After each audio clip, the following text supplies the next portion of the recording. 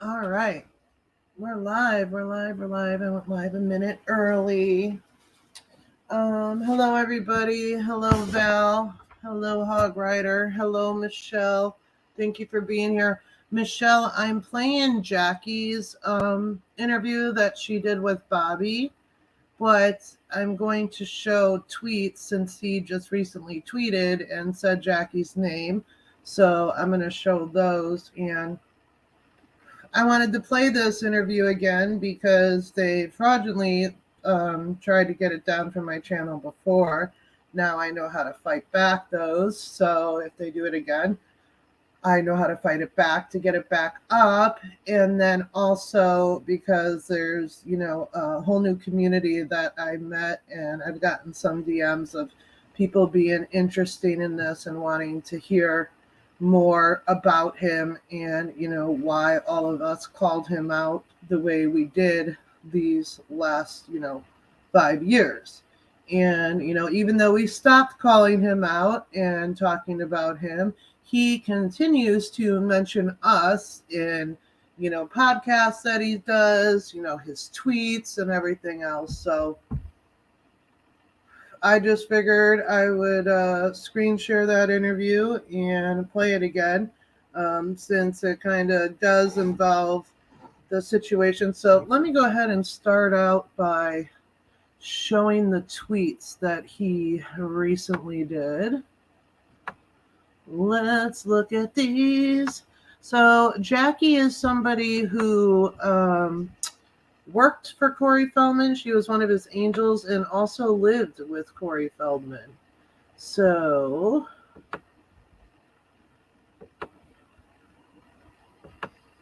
okay, so here, let me back this up a little bit because that's the same tweet.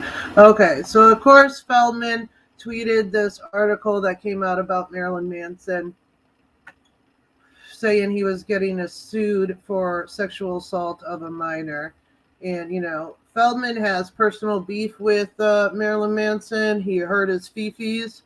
I don't remember all the details, but it was something like, they were cool. And then Marilyn said something about him that he didn't like, that, Feldman didn't like, and hurt his feelings. So, he's been against Manson since. So somebody said, after he tweeted that, do I have a screenshot of that one? No, I don't think I do. Somebody had said something to Feldman. Oh, man. Hold on, guys. Sorry. Come on. Okay. Feldman had said somebody had said something to Feldman like, "What about the sexual allegations that were made against you? How's that going?" And his response was, "No, Jackie V accused me after I found out she was dating Brian, aka Marilyn Manson. I have plenty of proof. Don't worry." Her and Marilyn Manson were friends. He was well aware of that while she lived with him. She even he didn't allow them to go out or do anything or whatever, and she literally ran away from his house one night to meet up with Marilyn, and he found out about that, and he got all butthurt about it, of course. So it wasn't because he had found out that that they were dating or any of that. None of that. That's just more bullshit of his. Okay, so yeah, somebody said, "What about the allegations against you?" You said there aren't any. Oh, you mean Manson's girlfriends acting like I was a demented stalker? Went nowhere fast. No, they weren't Manson's ex-girlfriends, and they didn't accuse you of being a stalker. They accused you of sexual abuse to themselves and also to the sexual abuse that they witnessed. They accused you of the abuse, the mental abuse that you put them through, the controlling, not paying them, not feeding them, not allowing them to talk to family or friends unless you okayed it. Those are the things that they spoke out against you, Feldman, not that, you stalked them. Um,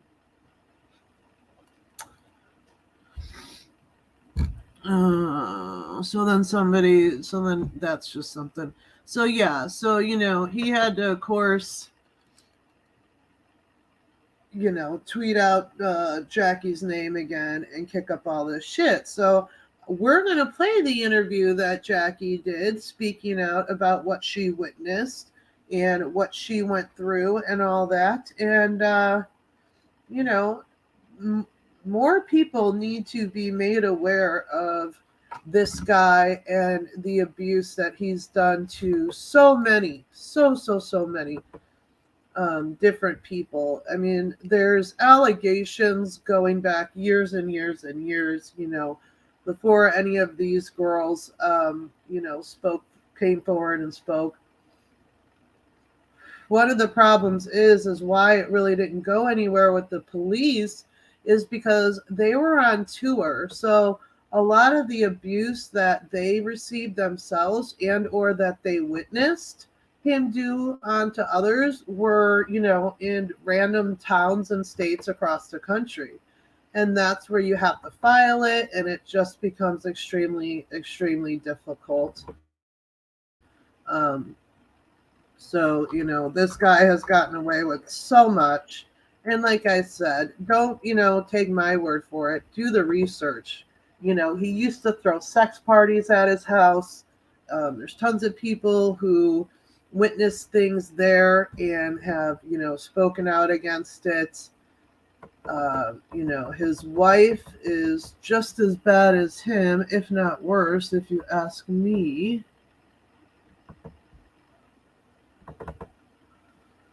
And this is a guy who, asked the public for $10 million to make a movie to name the pedophiles in Hollywood that he said were still in Hollywood hurting the children.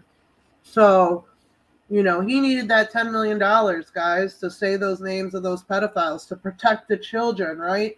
Because that's what he says. It's all about protecting the children. Well, if it was truly about protecting the children, you wouldn't need to make a $10 million movie. Then, he doesn't get the $10 million. Obviously, he didn't even get $1 million because people woke up and stopped donating to that stupidity. But he made a documentary where the documentary was more about Judy and us, the people that were calling him out on social media, than it was actually about the pedophiles. And he was only planning on showing that movie one time, and that was it.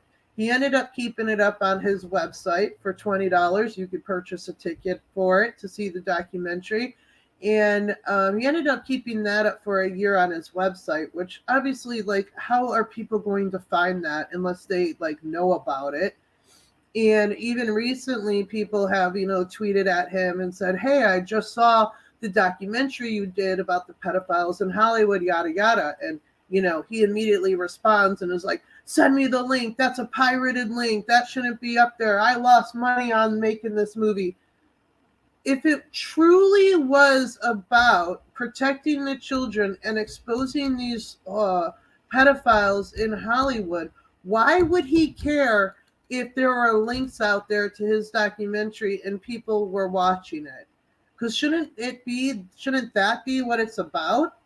Is about, warning, people who might be associated with Hollywood or whatever else of these horrible people. But no, it's never been about that, and it will never be about that with Feldman. This was just a way that he thought would be an easy cash grab for him. That's why he also threw Corey Haim's name into it, because he knows he gets way more media attention anytime he mentions Corey Haim. Never mind media attention, just fans' attention, right? So, that is just super, super triggering for me because, that's all this was about from the start. Even when he was on tour and Harvey Weinstein was, getting charged and the whole Me Too movement was happening, he had told the girls on tour, and I discussed this with Mara in a interview I did with her last year because she had told me about it back in 2017 when they were on tour and like, having issues on tour because, he sucked and all that. He had said, well, I could come out and speak out against the pedophiles in Hollywood and that would, give attention to me and that would help our tour if we got the attention from that.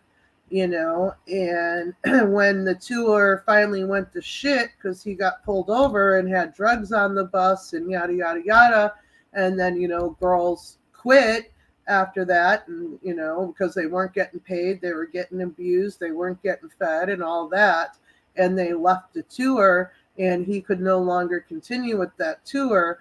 That's when he made that first video asking for the $10 million to make the movie to expose the pedophiles. It wasn't until his tour was completely down the drain and he couldn't continue because he didn't have enough people in the band because they left due to what they were going through. So, yeah, I'm such a hacker, right, Hog Rider? So I'm going to just go ahead. I'm going to play this interview. I want you guys to know that it is extremely triggering at some of the things you're going to hear. Whether you've been through abuse in life or not, it is, kind of, it's triggering. So just be aware of that. And yeah, please take a listen. I think if you haven't heard this before, you will be extremely interested in hearing it. I was hoping for a better turnout, but I understand some, people might not want to hear this. Hold on. Let me send this link to somebody. Let them know I'm live now. Live now. So if you guys want to take a minute and share it out, that would be greatly appreciated. Like I said, people, think that we just called him out because, he's a loco. No, that wasn't it. It was way, way, way more deeper than that, and it turned into way, way more than that. If we were just going live and talking about this guy, exposing him, and just because he's fucking, a joke, we would have been continuing to do that for the last 2 years. But we just wanted him to shut the fuck up about the Haim family, to stop abusing women and stop scamming his fans. But, he continues to do some of those things. So, all right, let's get to the interview. Did I screen share? No.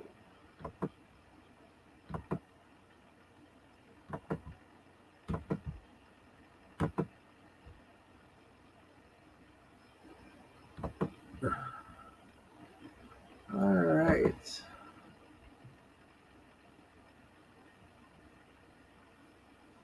Let me see if I can load this up without clicking on anything else. Okay, here we go.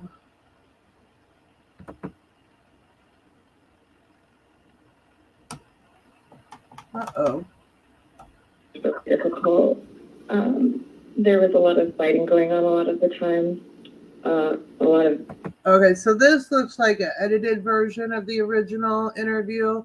I was surprised that it was only an hour, so I think who put up this video, they just put up the video where she was speaking about the abuse and other things that she went through.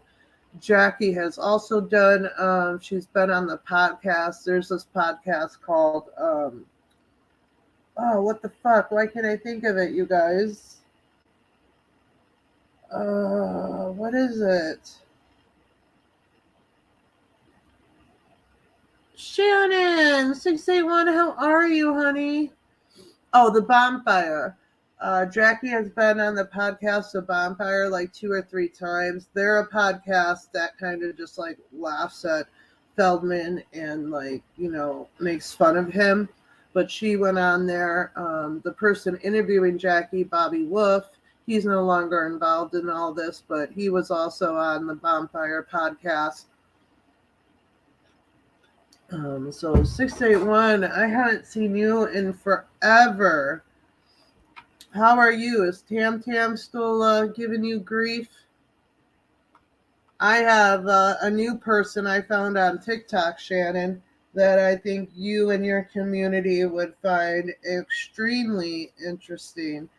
And for those of you who don't know Shannon, she has a very big community. She covers drama and she's freaking hilarious. So if you're interested in hearing crazy things and crazy people that her and her community deal with, please subscribe to her channel.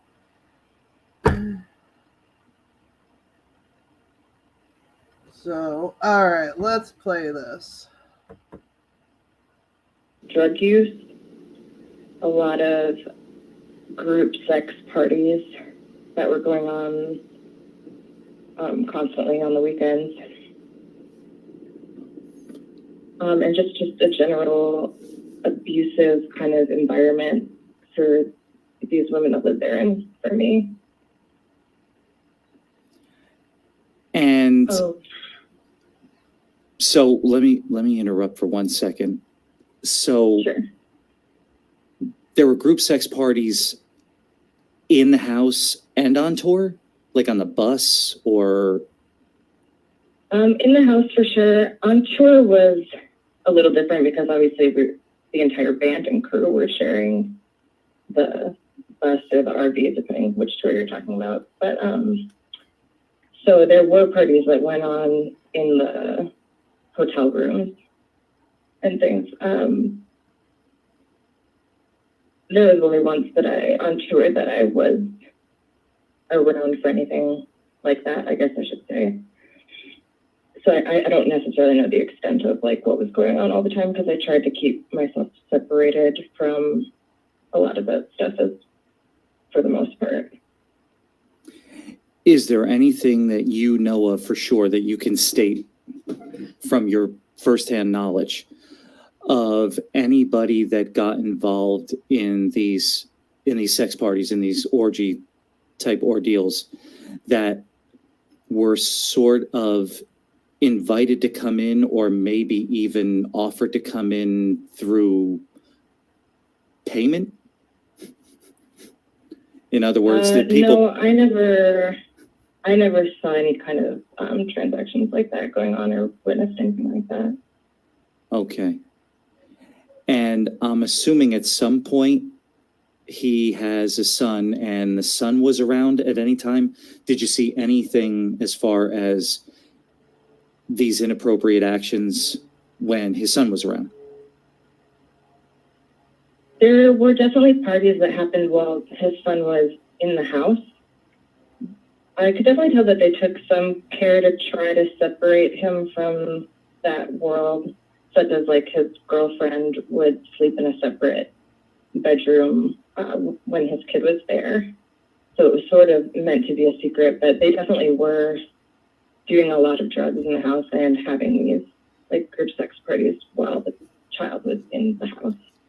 Before I hammer home the point that you just made about drugs, can we just go back to, a lot of people don't understand this, or maybe they just don't want to understand it, or maybe they don't think they heard what they heard. Now, I don't know if you recall this or were told this, or if you remember this, but I believe God or Jesus, either or, came down, asked Corey to, take over some business for him personally. These are his words. And you just said he has a girlfriend, but he's married.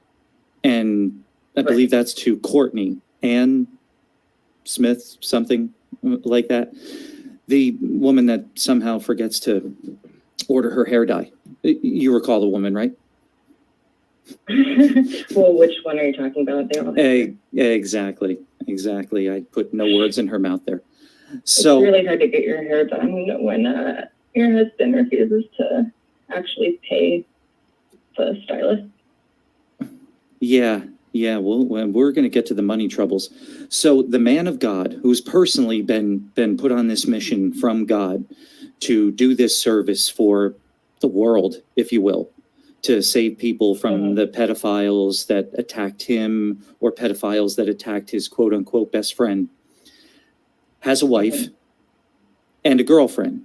Yeah. Is the girlfriend like a monopoly partner? Absolutely. Is she a monopoly partner, or does she cook with him, or are there other things that happen with the quote unquote girlfriend? Yeah, I mean, she was his girlfriend. And on top of that, they have many different, kind of girlfriends. I mean, I saw it all over the country when we were on tour. He had different women in all kinds of different cities. They have a completely polyamorous relationship. Uh-huh. Now, again, it's cool. Whatever people do in the bedroom, in the relationship, that's fine. If they want to have 20 partners, that's fine. But I think what people don't understand is that he's portraying himself. I'm not actually telling you this. I'm telling everybody at home. He continues to hammer down everybody's throat that he is living a very, very godlike, a very God-fearing existence. And yet we've just now scratched the surface in the first, 5 minutes of the interview, that he already has an established wife, a legal wife that he still is married to, and not one girlfriend, but many participants that come into the relationship. And what, Jackie, later on we'll research which Bibles and which religions, are pro many different girlfriends and living lives of orgies and sex parties and things like that. But for right now, let's get back to the drugs. You mentioned drugs. I hate to correct you, Jackie. I'm sorry. I know I invited you out here and I'm correcting you, but Corey Feldman, by his own admission, has been free of drugs and any of that nonsense for decades. So are you telling me something different? Yeah, I hate to be the bearer of bad news, but that's not entirely accurate or accurate at all. I mean, these people are using drugs on a daily basis and abusing them.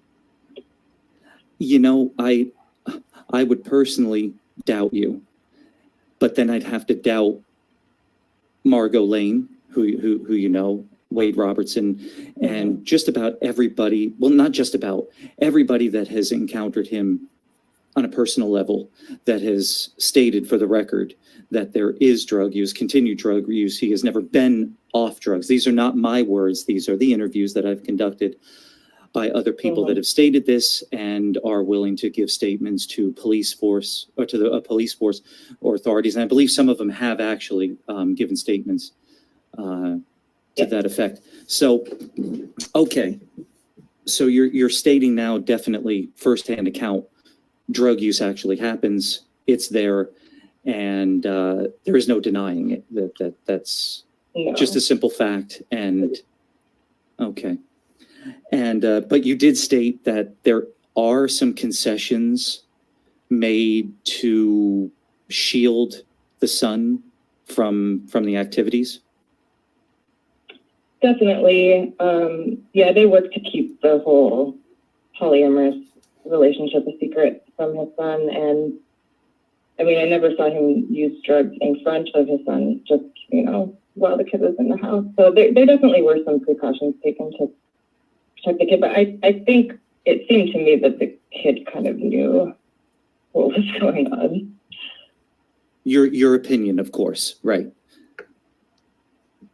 Sorry? Oh, I said that. Now that's of course your opinion, right? The son didn't actually have I want to cover all the legal bases. His son didn't actually come up to anybody and say, "Wow, my dad's using drugs," right? Just an assumption, correct? Sure. Yeah. Okay. All right. Just covering the bases, by the way. Now, accusing a godly man of using drugs, having orgies, having numerous girlfriends in the house with his wife participating in these sex parties. Sounds like something that a God-fearing person would not say, which leads me to my next point. Right. You, well, actually, not you, all of us. All of us have been accused of having a satanic cult, being part of the dark side, worshiping the devil. Jackie, have you in any way, shape, or form given yourself to Satan? I have not. The devil, Lucifer, anything of the like? No. I see. I'm most definitely not a Satanist. I see. Nor am I, for the record. By the way, I don't think I've ever actually come out and publicly stated that.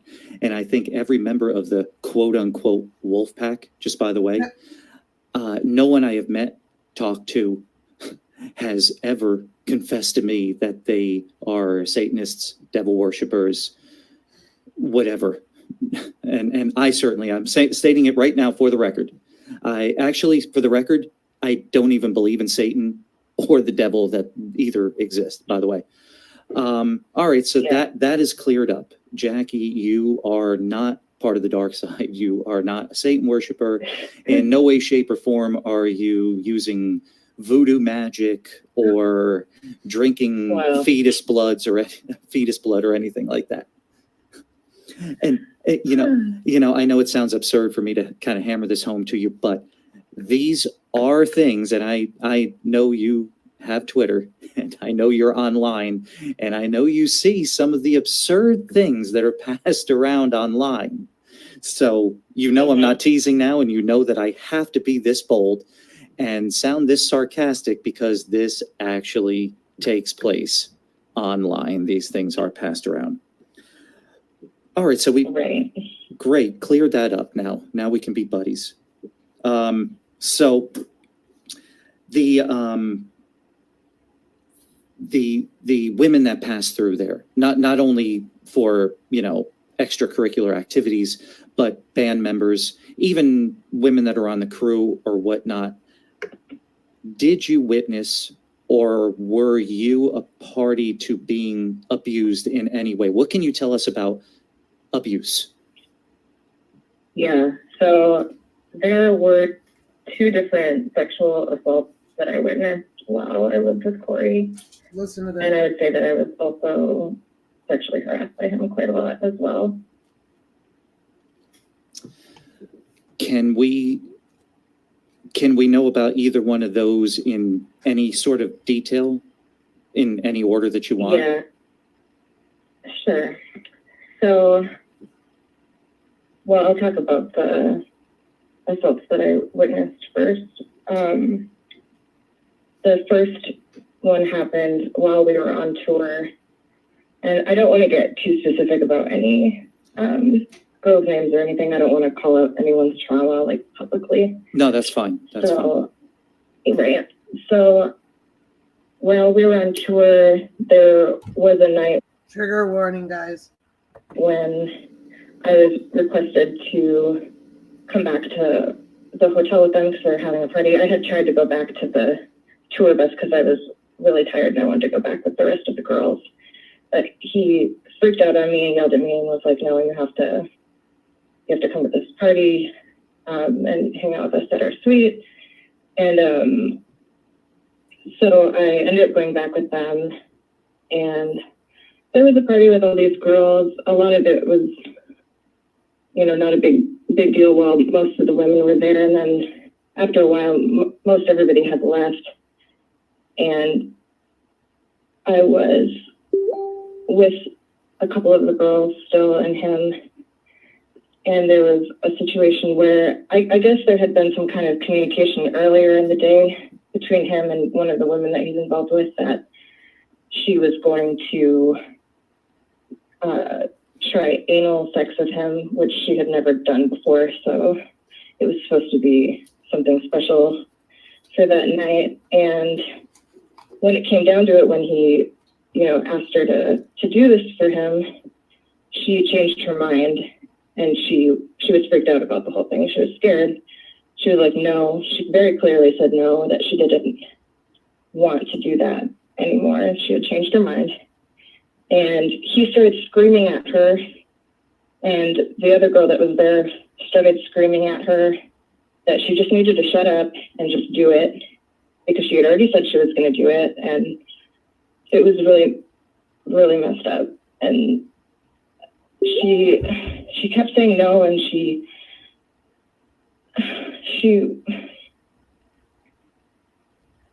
was crying, and like he just didn't care. He just pushed her down, and he just like forced himself on her. And again, say whatever you're comfortable with. Is this girl still associated with Mr. Feldman? Yes. I see. And have you in any way, or has she in any way, discussed this with the proper authorities? No, she has not discussed it. Well, I guess I can't say for sure, because I did report all the incidents and harassment that I went through to the police, and I did give all of their phone numbers to the Los Angeles Police Department. So, I mean, I guess I assumed that they probably, hopefully did speak with her, but I can only imagine that she wasn't truthful about what had happened, seeing as that she's still involved with him. But you definitely have a recorded, filed statement with the Los Angeles Police Department. Yes, I had a criminal investigation opened up against him, which later got closed. The investigation of what you just stated, given to the LAPD, they opened and then closed the investigation of the information that you just pertaining to the information that you just gave me.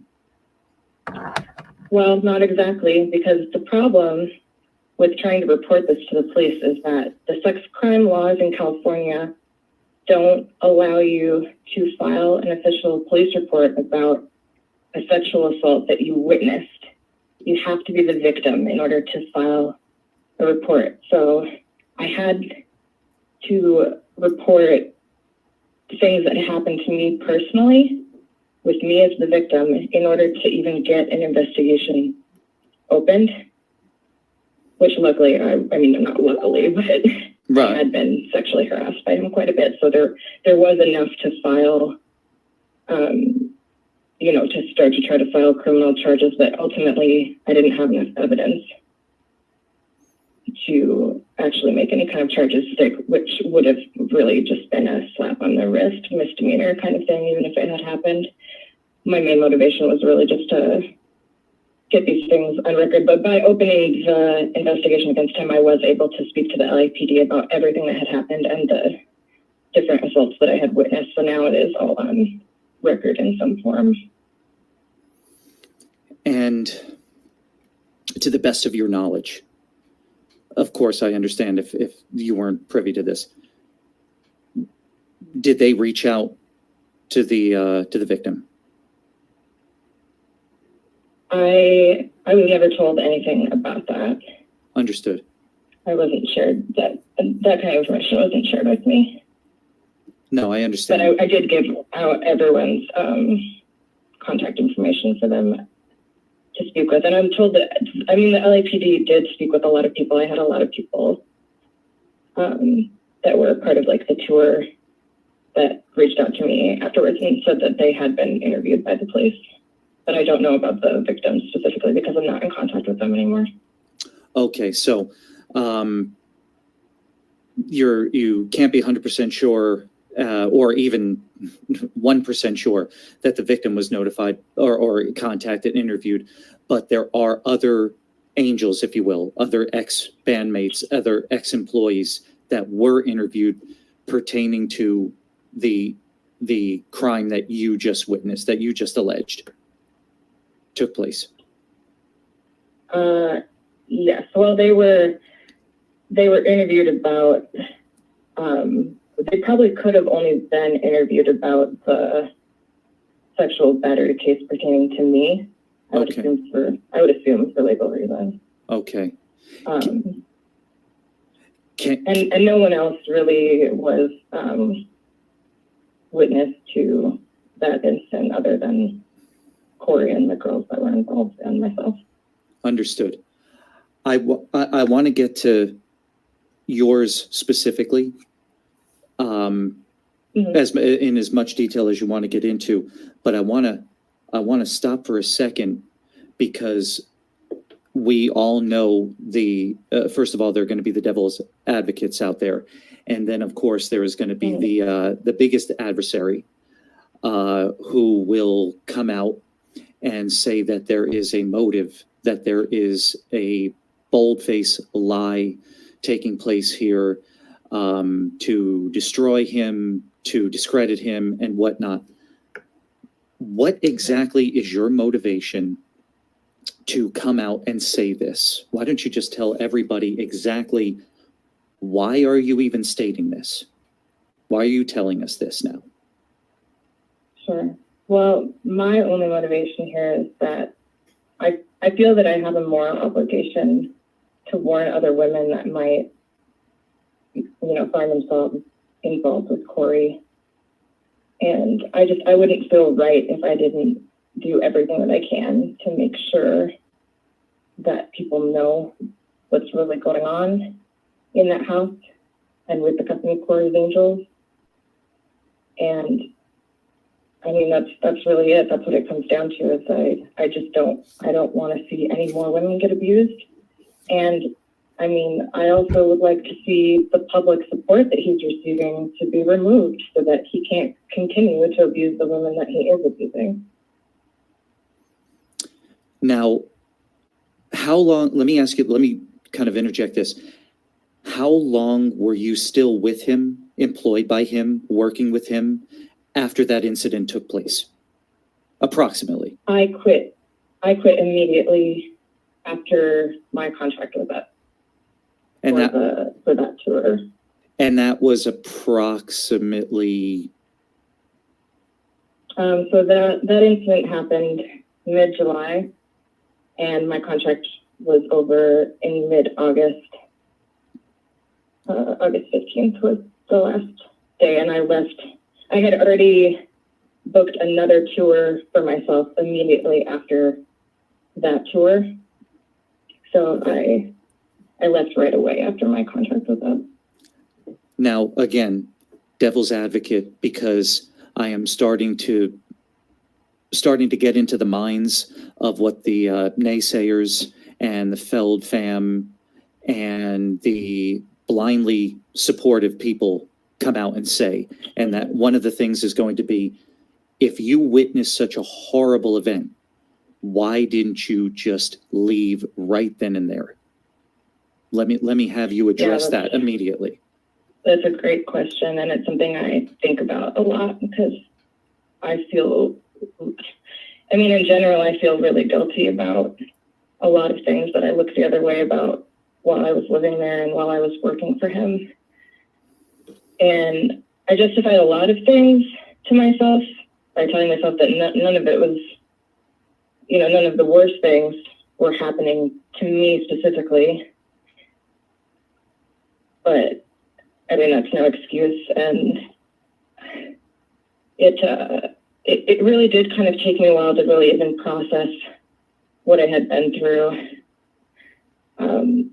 With all of that, it was really a difficult thing for me. And I, even for the girl in question, I remember after that had happened, talking with her and her telling me this story about in her past someone had assaulted her. And I remember kind of thinking, like, why is she telling me this? Because it's hard to explain, but I was so used to the way that he treated those women that it really didn't seem that out of the ordinary for that to happen, even though that probably sounds really messed up. But I was so used to the way that he abused these women, and they were so controlled by him in so many ways already in their lives. Like, it really took a while for me to really process the fact that I had witnessed an actual rape, and to like really wrap my own head around that. And I think for her too, because she was telling me a story afterwards about someone else entirely that raped her, but she wasn't acknowledging the fact that she had literally just been raped herself. It wasn't something we even talked about. But obviously there was a reason she brought it up, because she was having, flashbacks based on what he had just done to her. I want to step out of interviewer mode and sort of back into just making videos and giving my commentary and whatnot. I never really addressed any of the comments in the other interviewers' videos, especially the Margot Lane one, where they came out and said, why did you stay that long? I have no sympathy for this because I would have walked right out of there. I wouldn't have let anybody treat me that way. And let me just stop right there and tell everybody that is going to bullshit me and yourself into thinking that you know exactly what you would do in a traumatic situation, because I've got really bad news for everybody listening. You have no effing clue what you would do in a traumatic situation. Absolutely no effing clue. There are so many people that can come out there. Someone treated me like that, I'd be right out. Bullshit. Yeah. That's why there are millions and millions and tens of millions of people that get abused every day, every week, every damn year, that don't get themselves right out of it. You can BS me and yourself all you want, that you have all the answers and you would do the right thing right then and there, but you're lying to yourself.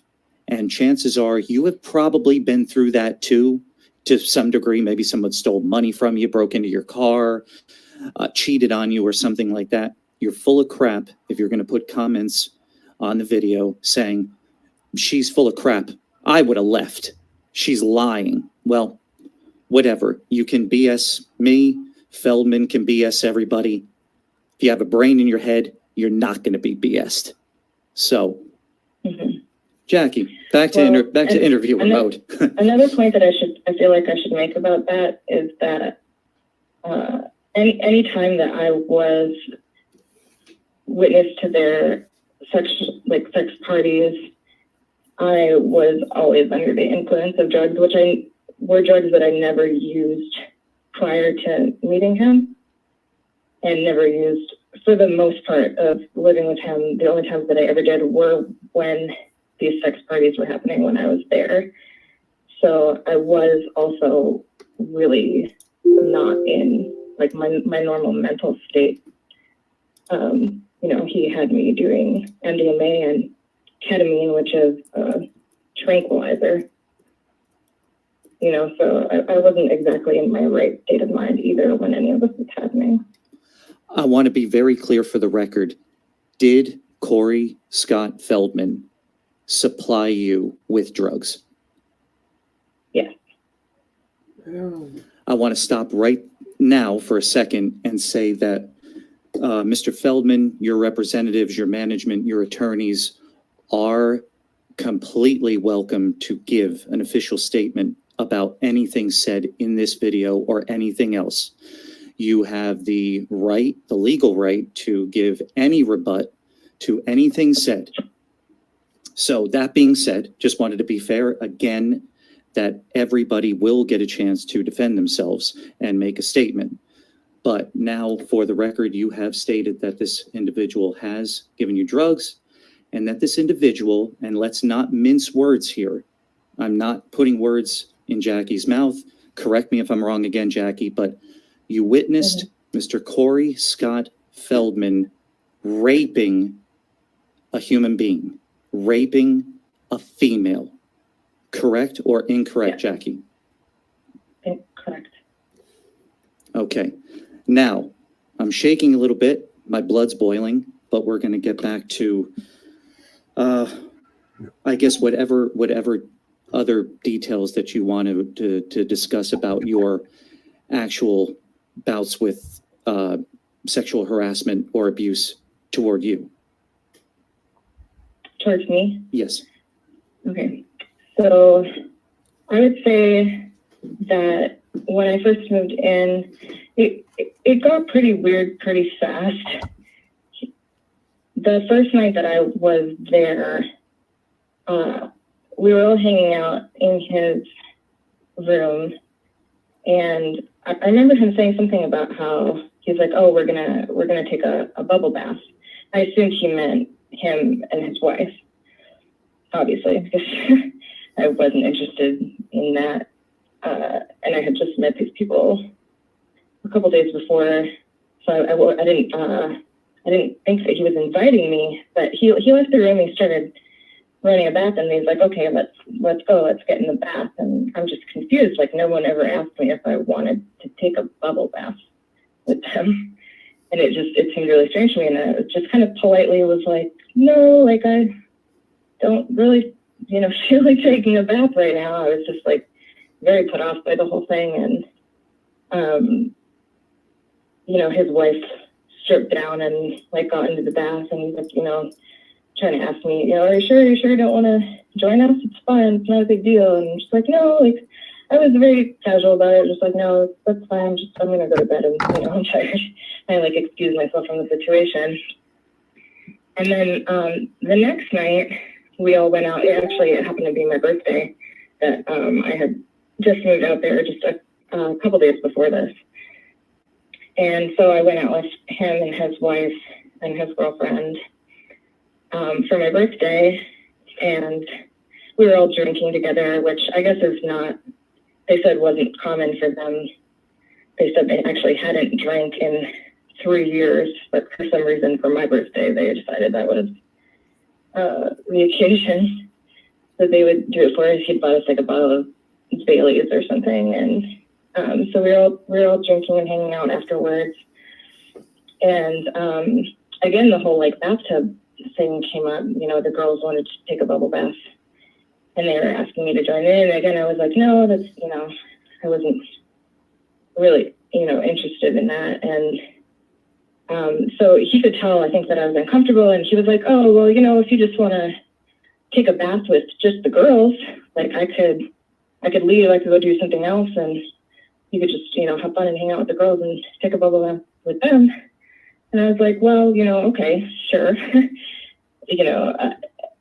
I thought that sounded all right. It was really him being involved with it that made me uncomfortable. So he left, and I got into the bath with his wife and his girlfriend, and really not too much time had passed, and he walked right into the room and started taking his clothes off and climbed into the bathtub, even though we had just had a conversation about how I wasn't comfortable with him being there. And I was confused. And after a few minutes of this, I was shocked, and maybe I should have left right away, but I couldn't really understand why this was happening when we had just had a whole conversation about it. And after a few minutes of him trying to cram himself into this bathtub that was not big enough for 4 people at all, I was like trying to be nice, and was just like, I'm tired, and I'm gonna go to bed. And I excused myself and left the room. And so there were things like that right off the bat where my boundaries were getting pushed. And earlier that night, they had made an offer.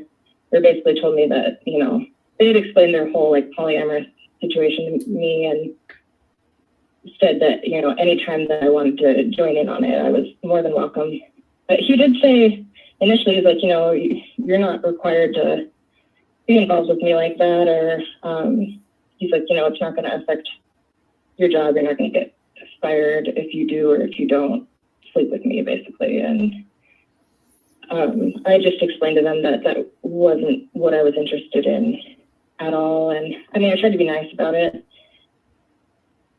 but I basically just told them that wasn't my kind of lifestyle. I wasn't interested in any of that. And it seemed like that was fine, and that they didn't seem to have any kind of a problem with it. And they're like, "Okay, thanks for being honest." And that was kind of it. But over the course of me living there, it was like my boundaries kind of consistently would get pushed, and he would, around the house or on tour, there were times that he would like grab at me, like grab my ass or different things, or he told me that I wasn't allowed to wear bras around the house and stupid shit like that.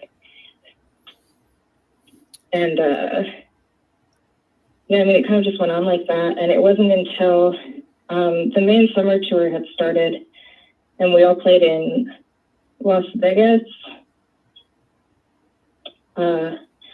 Oh, actually, I should back up because there was another story that happened a lot sooner to when I had first joined the band. We went out for his wife's birthday. And there was this whole kind of debacle of him getting into the club. I think I kind of told you this story. It was the same night. And he was trying to get into this club and they didn't know who he was. He was trying to basically just get in for free, even though it was like an event that you needed tickets for. And he just was confused. He's like, I'm Corey Feldman. Like, why aren't you just letting me in the door? They didn't know who he was. And so I think his ego was a bit bruised up by that. And especially after he walked in the door and everyone started cheering for him because they thought he was Skrillex. I think his ego was a little bit shaken up. And immediately after that, he brought all of us, me, his wife, his girlfriend, out onto the floor. And he started, I think, trying to, make himself look cool. He started, making out with his wife, publicly in the middle of the dance floor. And then he starts making out with his girlfriend. And then he turns to me like he's about to make out with me. And I'm just like, what the fuck? And I kind of turned my cheek, like, here, like you can kiss me on the cheek. Like, that's fine. I was trying to be nice. And what he did instead is he grabbed my face pretty violently and forced his mouth onto mine at this nightclub in front of all these people. It was really, really fucked up. And I kind of, I struggled to get away from him, and he kind of let me go. And it was weird, and it never really got acknowledged. But later that night, too, I was overhearing him, talking to other girls, and, he kept referring to me as his girlfriend. And, Courtney corrected him at one point with one of the girls who was like, oh, she's our friend and she's our bandmate. And he got, actually pissed off at her and was like, she's our girlfriend. It was really strange. And I didn't really understand what was going on, if he really was that delusional that he, or, he just was that set on trying to make himself look like he had these 3 women that were all into him or whatever. So there were things like that happened early on. But then when we started touring, we were playing in Vegas, and then we had tickets to go see Roger Waters in Oakland, the next day. So we drove out, and I guess another thing I'll mention is driving there was probably one of the most terrifying things I've ever been through in my life, because we were going to be late, and he was basically driving 100 miles an hour, the entire time, swerving around traffic and actually driving on the shoulder to get past the traffic to try to get us to this concert on time. So, all the while, smoking a bowl while he's driving and shit like that, texting. So I feel like that's relevant based on his whole drug busting that happened. He was trying to claim that him getting pulled over was some kind of a setup, but I can tell you myself that he is the most terrifying person in the world to be a passenger in a car with. But moving on. So we drove out to Oakland, and at this point I had never used drugs with them, like the Molly, MDMA, ketamine, all that stuff that they like.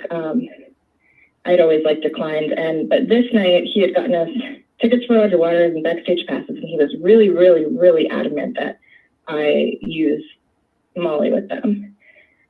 And so I agreed to it. I let him give me a little bit in some, a water bottle or something. And so this was my first time really using this drug. And could you explain we went to this concert. which was great. And afterwards, I didn't know what the arrangements were going to be. Nobody had really told me what was going on. I was under the assumption that we were driving back to LA after this concert, and then he told me that they were getting a hotel. And at first I was like, oh, wow, like that's really nice. He's going to get me my own hotel room for the night. Because he's usually very cheap about things. I was like really surprised by it, that he would get a hotel, just for me. But, silly me, I actually thought that he respected my boundaries enough to know that I wasn't going to want to share a room with them. Because I didn't share a room with them at the house. I always had my own separate bedroom, and I was never, at this point, had never witnessed any of their kind of like sexual parties or any of these things that were going on. And so then I find out that what he really got us for the night was one hotel room with one bed. And, I'm really confused, and I'm also on a bunch of drugs that I've never used before. We took ketamine as well that night, the tranquilizer. And so basically we're all hanging out in this hotel room, just like partying and whatever. And it almost seemed kind of like it felt very much like they planned this whole thing out. Like, we're going to basically trap her in a hotel room and give her drugs and then try to, get her to have sex with us. Because there was even like some comments made before we had gotten to the hotel. Like, Corey and his wife had gone into like a convenience store or something. And his girlfriend started talking to me like, oh, won't it be so fun to, have some fun with Corey and Courtney tonight at the hotel, like trying to like get me excited about it. And it kind of felt like she was implying that I was going to be a part of, their whole situation. And I was kind of just like, yeah, it'll be fun to, hang out.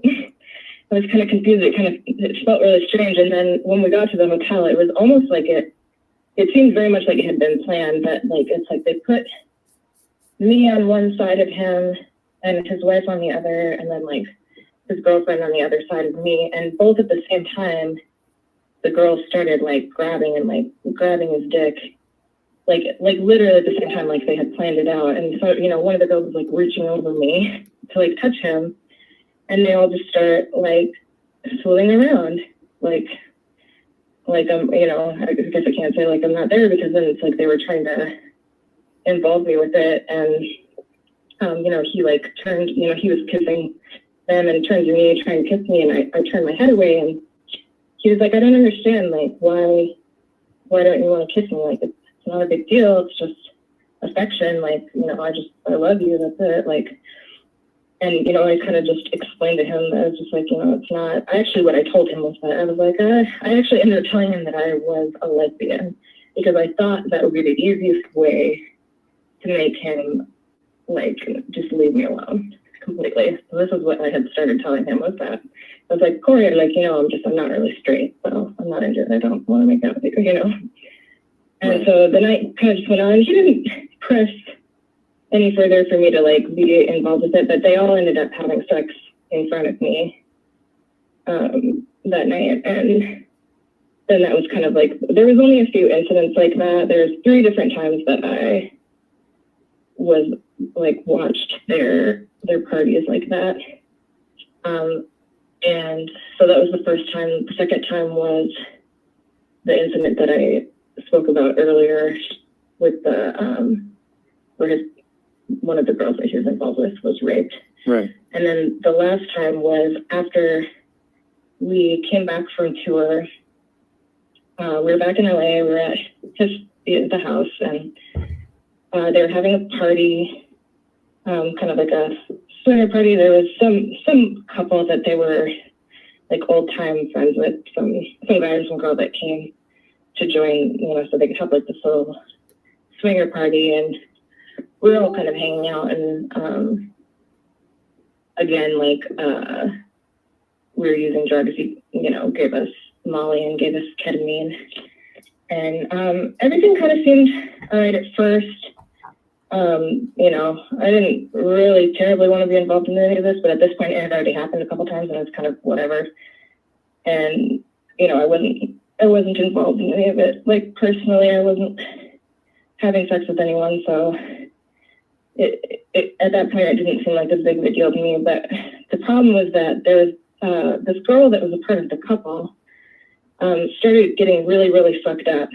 Like, they'd given her a bunch of drugs, and he gave me a lot that night too. And I particularly, I was feeling really sick. But this girl, I think, had done even more than I had, and she was getting really ill. She was really out of it, really messed up, and she kept saying she didn't feel good.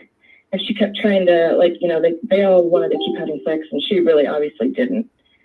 And so she kept trying to redirect the night to, like, anything else. Like, she never really specifically said no, but she kind of kept, she was like, you know, can we go hot tub, or, like, can we do massages? Or she kept trying to, like, change what was happening to anything other than them having sex, because she really obviously, like, was really, really not feeling well, like, super out of it, just so sick. And their response to this was to just keep telling her, no, you're fine. We just need to do some more, you know, you need to do more drugs. You need to have some more Molly. You need to have some more ketamine. That'll make you feel better. And so they just keep feeding her drugs and continue having sex with her. And nobody seemed to care that she didn't want to be doing any of that and wasn't feeling well. And eventually her boyfriend, like, she just got so ill that her boyfriend eventually, like, dragged her out of the house. But not fast enough. Like, it was really fucked up. And it was just a day or two after that my contract was up and I left.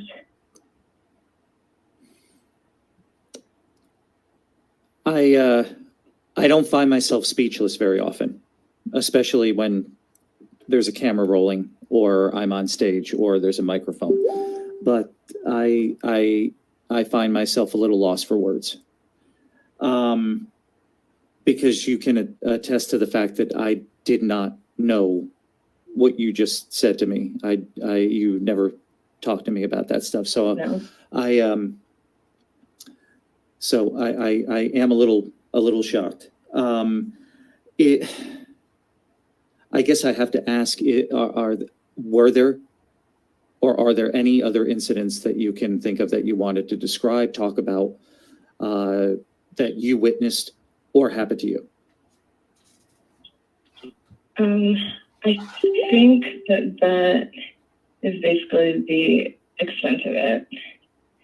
I mean, those two assaults that I witnessed were, like, the main, like, the worst things that happened over the course of me living there. And with me, it was kind of just a general harassment. And I guess one other thing that I could talk about as far as myself, there was kind of it seems like he kind of was seeking to isolate me in a sense from other people. I kind of touched on it earlier, how he would, like, I overheard him basically referring to me as his girlfriend. So there was a few people that came out of the woodwork after I left that had told me that he was telling people that I was his girlfriend and that I belonged to him, and that basically they needed to stay away from me because I was his property, essentially. So there was just kind of a strange, weird control thing going on with all of that as well. But yeah, I mean, I think that's kind of the extent of basically everything that happened. Jackie, does this have anything to do with, or do you know anything that happened in or around the events of the I guess it was like a somewhat of a litigation or a public court case, something that happened several months ago that had to be addressed publicly, that Mr. Feldman was fighting, some sexual allegation charge or anything like that you know of? Yes. That was the sexual battery investigation that I had opened against him. And apparently, could you be specific? It was dropped. It was. Yeah, the case was closed. They weren't able to actually file charges on him because there were no witnesses within anything that had happened in Los Angeles. There was one incident that had a witness on tour, but they can't prosecute based on something that didn't happen in LA. So that was what the detective had told me, was that, not that they didn't believe me, but that there just wasn't enough evidence, because really my only witnesses here for any of this are women that are still involved with him. Of course. Is it the incident, the incident that didn't happen in LA, is that possible to explore in the area that did happen, in the state, in the city that happened? The thing is that we went so many places that the person that reported it didn't even report a specific location. They just remembered that they had seen him grab me at one of the venues, and that that he could tell that it was not wanted. I don't suppose that. So, do you have information on that individual, that witness, that maybe I'd be able to talk to, follow up with, just to get a statement from them? With them. Okay, I got you. Okay. I'm not sure if it's okay for me to say or not who I'm speaking about.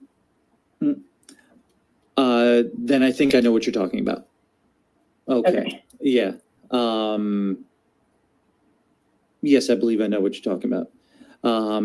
And I don't know if somehow that's going to be misconstrued as me actually hearing the events of the rape or some of these other allegations, but there are some things obviously that you kind of touched on before we interviewed. And I think I know what you're talking. I think I know what you're talking about, but that other stuff was a little bit of a bombshell, even though I can officially state now that I have heard other things from other individuals. They may or may not be related, but what you're saying does not shock me. It shocks me actually hearing you say it, but it doesn't in the same vein. But we'll leave it at that. And if I'm not mistaken, that was the event that had him proudly proclaim that he was able to take the campaign money to fight off your allegations of sexual harassment. That is correct, right? Yeah. That was that incident? That is correct. He publicly stated that he used the campaign money to evade the sexual battery charges. Well, I want to say as impartially as I possibly can, because I understand that you are alleging these things. He has not been charged with these crimes. I haven't even talked to him about, this, obviously, and he has not given a statement. But in the event that these allegations are true, I hope that this is a wake-up call to individuals that gave to his campaign, that offered him money, continue to give him money, that these are the types of things, apparently, and not apparently, these are his own words. These were public statements that he made, that he was very proud and happy that you have all done a great thing. I'm paraphrasing, that you have all done a great thing by helping me thwart these false, horrible lies and allegations toward me. I believe he also stated that he was able to hire a fantastic lawyer to defeat this, and that other, other words of the like.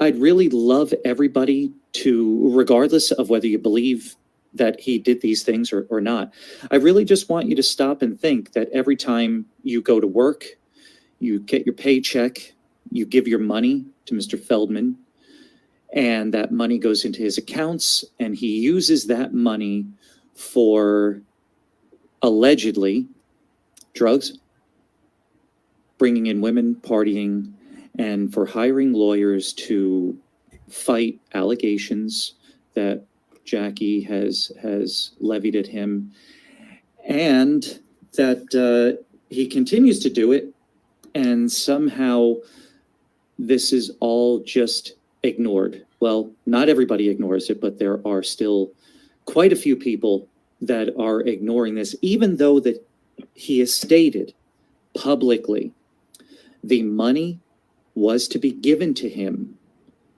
in exchange for added security and legal representation for the backlash due to the filming, due to the movie, due to the making of the movie and the allegations that he would put out and the names that he would name, not to be used, and this is public record. You can watch his videos, you can read transcript of whatever he has said online.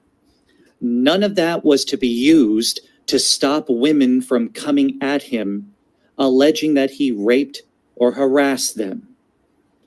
You don't need to get on the comment section and say, you're full of it, this is fake, you're lying, do your research. I implore you, everyone who sticks their head in the sand, pull your head out of your ass, go on the internet, do some real research, and see what is happening before your bloody eyes. Amen. So, Jackie, well, I don't feel like making any jokes now. I got to be honest with you. But I do want to say that for the record, I am sorry on a personal level. I am so sorry that, you know, I heard about this and you and I have talked. We've messaged, never discussed this, especially in this level of detail. And I'm so sorry that this was all there and I never knew. And I think you're pretty awesome and talented. And I'm really, really super, super sorry, as I am for Margot, as I am for everybody that has talked to me and enduring this, having to endure this for so long and go through this, because this is going to stick with you. Unfortunately, I'm pretty sure, knowing you, you're intelligent, you're talented, you're moving forward, you're moving past this. You are going to move like everybody else there. You're all going to move past this, hopefully. Unfortunately, for some of the people still there, that may not be an option. And that's something that, well, I can't help. You can't really help. They're the only ones that could help. But damn it, like you said early on in the interview, maybe we can prevent other women from getting hurt or by falling into a trap. And I am not going to say, for, I guess, legal reasons, that you must not, you will not, I will stop you, this, that, and the other thing. But I do implore anybody that is even considering getting involved with another angel tour or to be in Mr. Feldman's employ, that you simply do enough research. God knows it's out there. On my channel alone, there is enough evidence to allow you to make an informed decision. People that are considering donating to him, I'm not going to tell you do not. I'm not going to tell you I'm going to stop you. I'm going to say the same thing to you. Get out there, do the research, watch the other videos, talk to some other people, make an informed decision about where your money is going and who this person is. You don't even have to have the an iota or a scintilla of experience in psychology to see the patterns happening surrounding that individual in this entire scenario and situation. Okay. Jackie, is there anything else you want to say before we kind of wrap things up and close up shop? I think that pretty much covered that. I'd say you've said quite a bit. Quite a bit.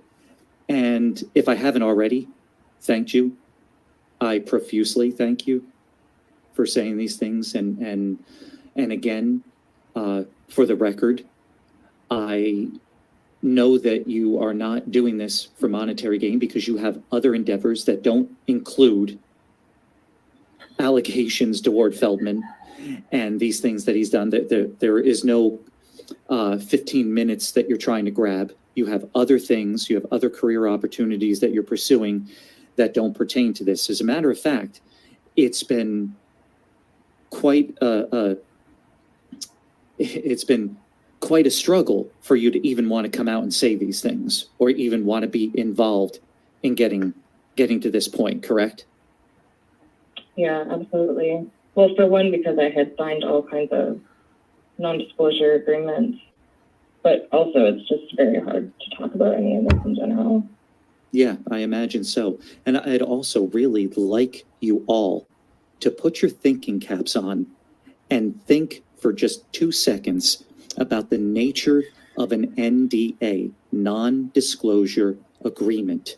I want you to really do your research on what that entails and why someone would keep forcing people to do and sign these things. Just use some common sense. Every single person that goes through his house, I should say, is forced to sign a non-disclosure, even if they're just spending one night there. Common sense, people. Common sense. When I visited the Playboy Mansion, phones, at least from some of us, phones, recording equipment, things, I had to sign papers, they were confiscated from me while I was in that house. Why? I can't tell you, because I can't say these things. Maybe other people can. They're privileged to say it. I'm not going to risk saying it. You know why? Because trust me, the things I saw can definitely not get out, and they don't want it to get out. Right. It's for a reason. Use your head. Mm-hmm. Yeah. And I've already been threatened with a lawsuit by his lawyer for a lot less than this. Of course. Of course. Well, Jackie, again, thanks so much. I really, really appreciate it. And I think that I'm just going to give a preemptive thank you from hopefully some people that you will help in the future, and probably also speak for some other people that have already been through this, that thank you for stating this. Okay, guys, we're going to wrap that up there. But I hope more people find the link to this interview and listen to the other women's stories that have shared. I had somebody message me on Reddit today telling me that they listened to my interview that I did with Scott Schwartz and that they enjoyed it and said it was an excellent interview and that they are no longer a fan of Corey Feldman. So, you know, he's been getting a lot of press, and I think it's important that these, you know, interviews and other things that we have exposed about him in the past are out there again. So, you know, people see the other side. He recently did a podcast. I've listened to like maybe 40 minutes of it. It was somebody, I can't remember the girl's name. She's an actress that now she has a podcast. And it had like 73,000 views on it. And when I went into the comments, and in the comments, I'm just like, wow, people are really fucking clueless. Really, really clueless when it comes to him. And, you know, it's unfortunate because there's just so much out there about him. I was sent a TikTok this week that somebody did where it shows, maybe I'll actually show that. Did I send it to myself? I knew he was on Celebrity Wife Swap, but I had never seen like the episode or more. Oh man. Oh wait, you know what? I saved it on TikTok. I'm going to actually play those now, but I got to go grab them. So, and I had never seen that episode, or, you know, I only saw like one clip from it when he was like watching the girls work out, which was creepy in itself. But the stuff in this TikTok, I'm just like, oh my goodness. It is just foul. Now, did I save it in my favorites or did I like it? So let's see. Oh, wait, you know what? My best friend sent it to me. So, oh, here it is there. Here's part 1. All right, let me send this to Messenger. But wait until you guys see this. If you haven't seen it already, it's just like, wow. Um,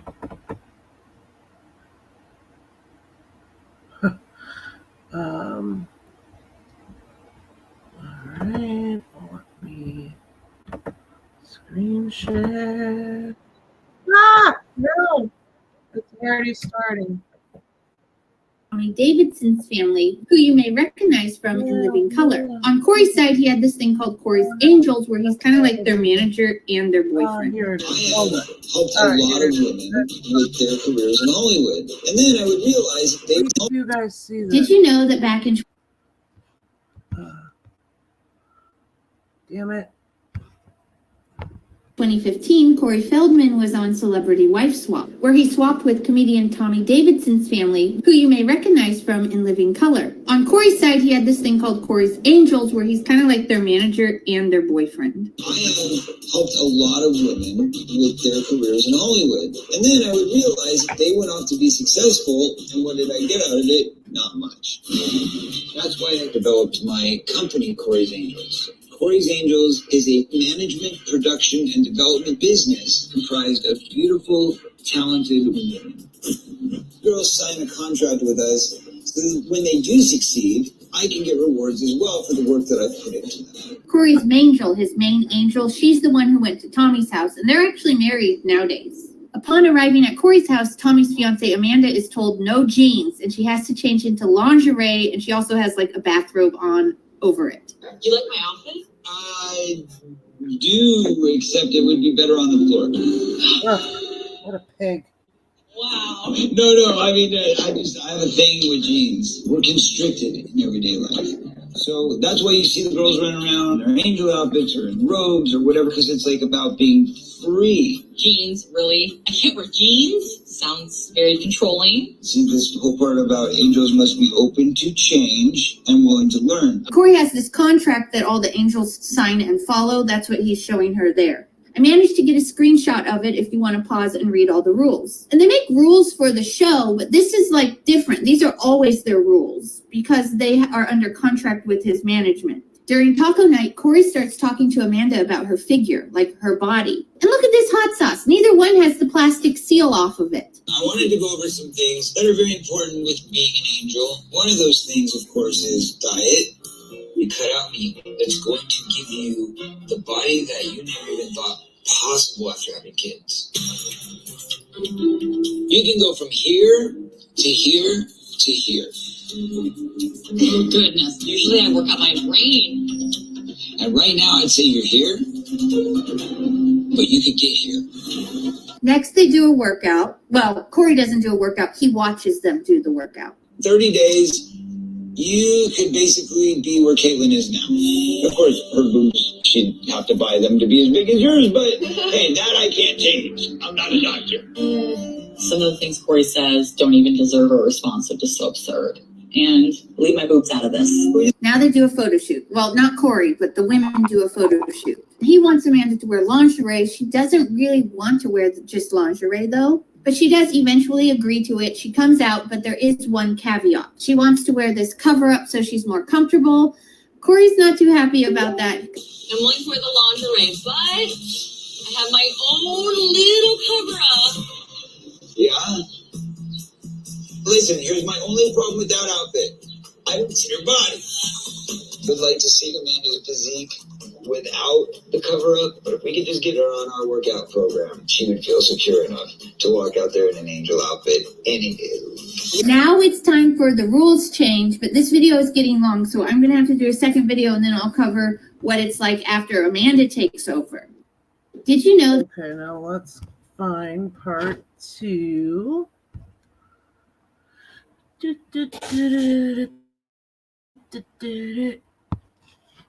Here it is. Creepy Feldman, part 2.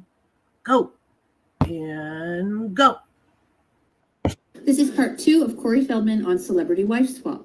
So we're going to pick up at the rules change. Amanda's first rule is no more contract, which Corey and the Angels are not happy about.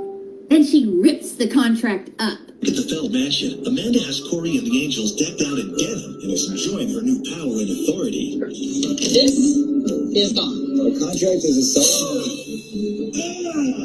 This is not right. This is an injustice to all angel kind. Contract gone. And since there was no jeans allowed before, she has them in like Canadian tuxedos now. Then Amanda has a talk with them, and like I think she had good intentions, but like she's telling them, like you don't have to live at this house. You can do whatever you want. You can go to college, whatever. But it's like almost like she's treating them like they're 15 years old and not like grown women. I don't know. Good intentions, but like no tact. I've owned my business now for several years, and I feel like there's no reason that other women can't be doing, what I do. And Corey believes in all of that. Right. That's totally good. Right. It sounds like we all are headed in the same direction. And that's great. Angels are just not getting it. Corey was not happy about this conversation. He says, "Oh, you're doing this behind my back." Like he wants to be involved in the Angels' life decisions. Definitely more to this world than just Hollywood, and they don't need to limit themselves. Look great. Hey, Corey! Look how great the girls look. We need to talk. I'm pretty upset right now because last night both the girls came to me and they told me that there was a conversation that was had behind my back about you thinking that the girls should be getting into some kind of college or that they should be doing something else with their lives. And is that true? Well, I think it's great to encourage these women to seek any other type of education if they choose to. Okay, To encourage Amanda, them. what you're doing is you're encouraging them while they're in my program. That's why I take huge offense. Because right now they're in a college, and the college is called Corey's Angels. And that's your path for them, but I want them to feel like they have a voice and it really should be their choice. Wait, they're here. That's their choice. But I want them to feel. They did everything in their life to get to this point. Next, Amanda wants them to take like a job aptitude test to see what they're good at. Corey, is it okay if we start this? I'm perfectly fine with the exercise.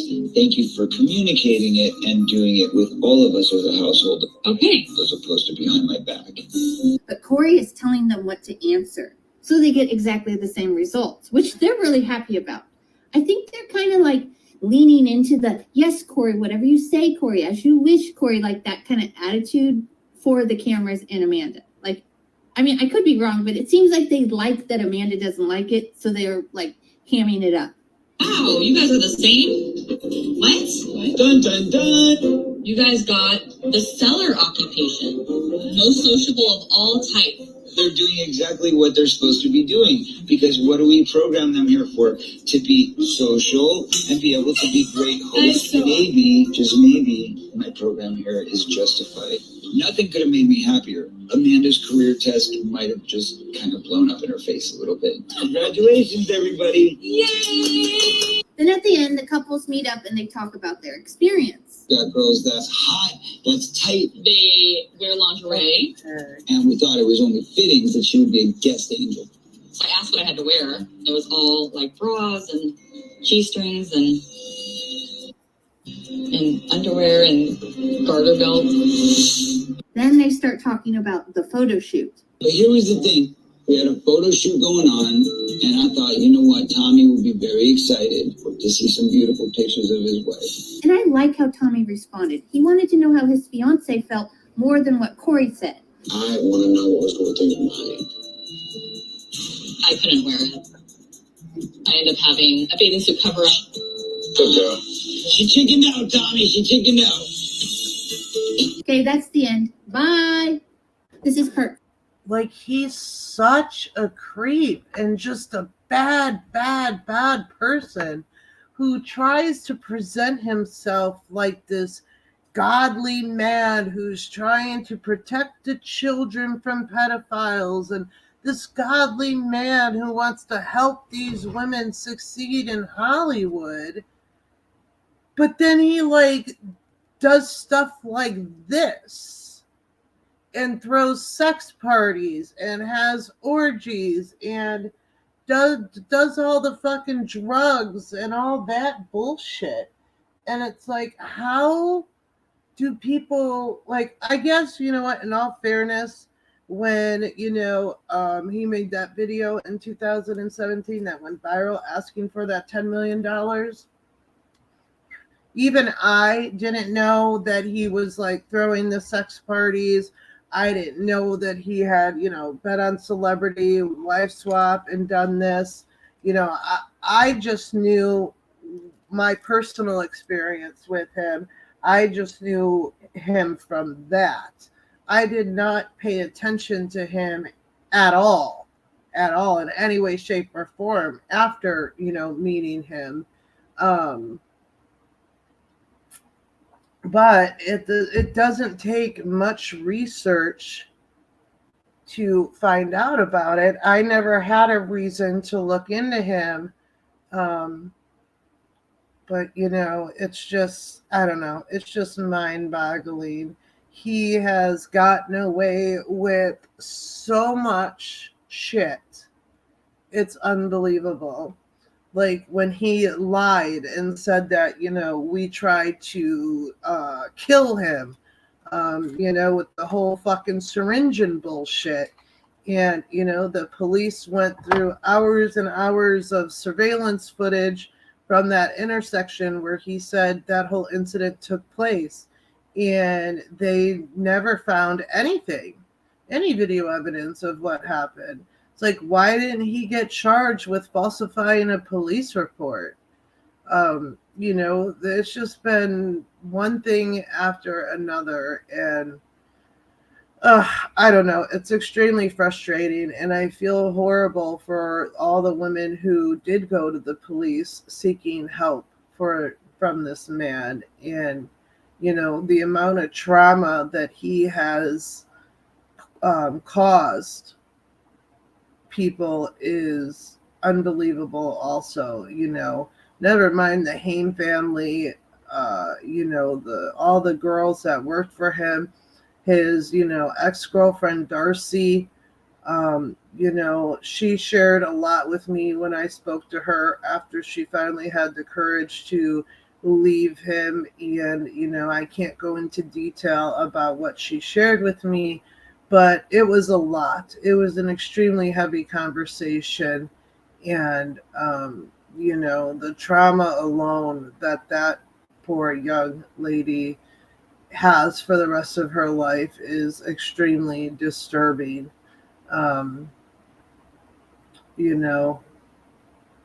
It's just extremely unfortunate. And, it makes me wonder all this kind of press that he's doing, the Drew Barry show, these podcasts he's been on, yada, yada. It really makes me think that he's got something in the works that he's going to be doing. Actually, let me look at something. Oh, you know what? I was sent some other tweets that I want to address. I might address these tweets in a different stream later this week, but let's go over them. So I did a stream with Stacy the other day, and she told me some things that I was not made aware of, that I did not know. And it was in regards to Aaron Carter. So, on January 18th, I believe, Nick Carter and a bunch of other people threw a benefit / memorial for Aaron Carter, where they were doing a benefit to raise money for mental illness, for children's, something to do with kids also. And in typical Feldman fashion, when somebody passes away, Feldman has this long history of, all of a sudden turning it into how close he was to this person and yada, yada. And he made a tweet apparently saying that oh yeah, the benefit, or how was the benefit, or something. And then he was like, oh, I wouldn't know because I wasn't invited. And, crying because he wasn't personally invited to this public benefit. And then he, like, I believe he tweeted at like Nick Carter or whoever and was like, Aaron and I had our differences, but, I forgave him. And, he shared a lot with me and we should talk. So just like he did with Corey Haim, making all these claims that Corey Haim told him this, that, and the other. Now he's doing that same thing in regards to Aaron Carter. Corey and Aaron were on that show 2 years ago. What's it called? Like Family Boot Camp or something like that. And, they were on that show together. But afterwards, Aaron called Feldman out for a lot of different things. And, Feldman was telling people, don't even fucking mention Aaron's name to me. He's disturbed. He needs help. He's lying, this, that, and the other. But now that Aaron's passed away, it's, oh, I forgave him. And, he shared all these things with me. And, we should discuss. And, crying that he wasn't personally invited to this benefit. It's like, why do you have to have a personal invitation? Why wouldn't you have gone? Because that was like the memorial service for Aaron. So, if you and Aaron were so tight and yada, yada, yada, and you cared about what they were raising money for, mental illness and the Children's Foundation that they're raising money for, why didn't you send in a check? Why do you have to have a personal invite to shit? I guess I missed the part where people are personally invited to funerals and memorial services.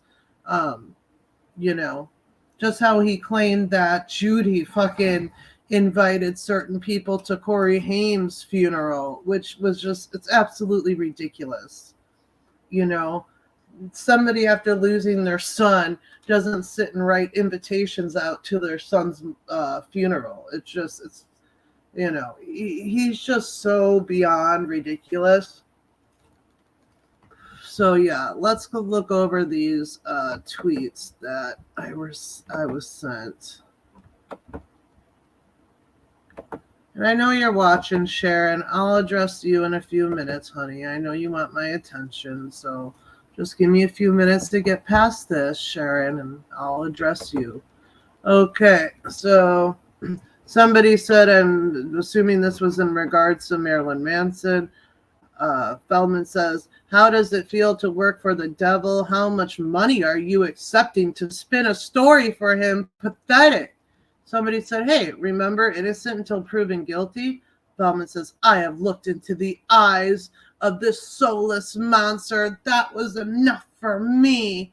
So, yeah, he's talking about fucking Manson. And anytime somebody disagrees with him, like people do regarding Marilyn Manson, like, we all disagree. He always says the same thing, that, we're Satanists, we're pedophile protectors, we work for the dark side, yada, yada, yada. Because, as like he's a true narcissist, he can never think that, people are actually don't like him for the things that he does and has done. No.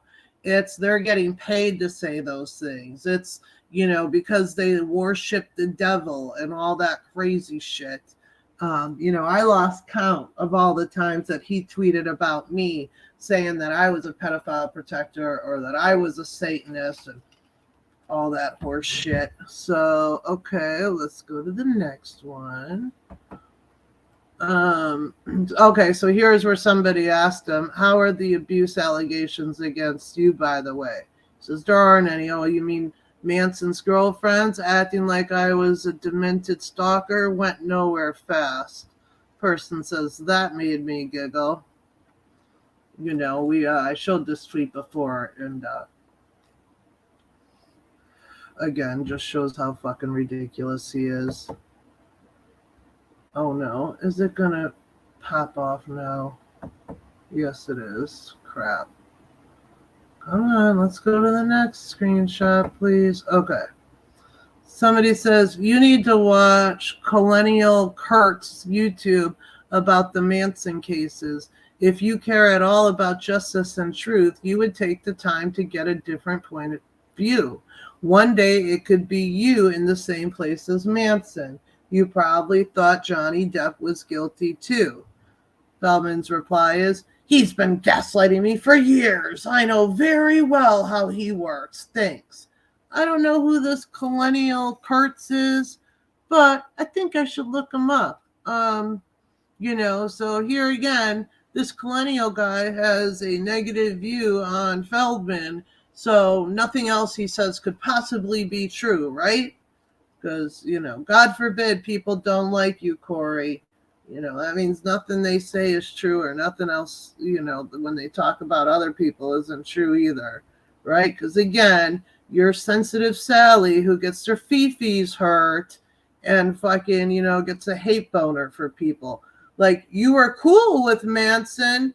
You looked into his eyes and shit with Manson, hanging out with him when y'all were buddies. But the second he said something that you didn't like and you got your fifis hurt, you've hated him since. Oh, mother effer. Sorry, I hate when this happens. Wait. Okay.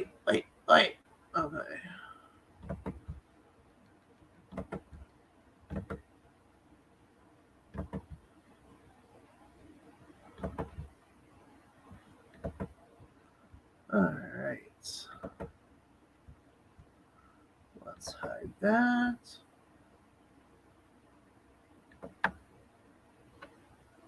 That's the one about the allegations against him.